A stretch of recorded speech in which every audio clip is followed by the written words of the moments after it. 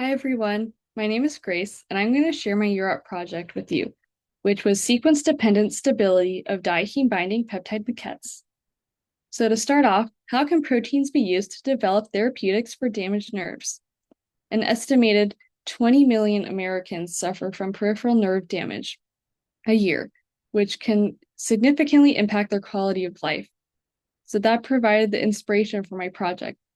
Damaged nerve fibers can be repaired through biocompatible electronic fibers by creating bridges between synapses.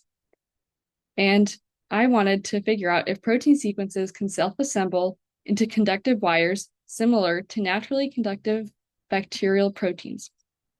So my goal was to make short protein sequences that self-assemble into conductive wires.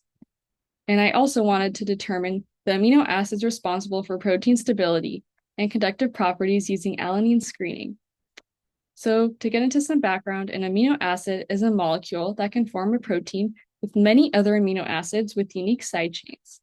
And there's 4 types of amino acid structures: primary, secondary, tertiary, and quaternary, in which the last one is a protein with many peptide chains, which we'll focus on today. So this is the specific D2 sequence that I used. You can see that the heme complex is in the middle of the peptide tetramer, which is colored in green. So this is the alanine scanning method that I used, where I made 5 mutated sequences, and I substituted one amino acid one at a time for the specific amino acid that I wanted to look at. So my overall procedure consisted of making the peptide sequence, purifying the sample, checking for the right mass, checking for purity, and then also using spectroscopy to look at the bond between, if the bond occurred between the peptide and heme, and also using spectroscopy to test for the peptide structure.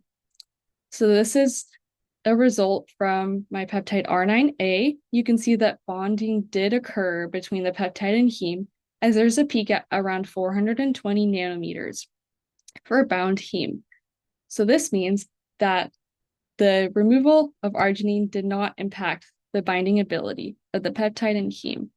You can see through here that there's an alpha helical structure of the peptide R9A, which follows the blue line on the right. And you can also see in this diagram that there is a 3D structure of an alpha helical structure. So overall, the results showed that histidine can't be mutated without affecting protein assembly, and arginine, the example that I just showed you, can be mutated without affecting the structure or the function. So that means that position is capable of changing different amino acids to see which contribute to conductive properties of fibers. So overall, this provides information on how to enhance conductive fiber formation to repair broken synapses and nerve damage, which can help a lot of people with nerve damage. Thank you.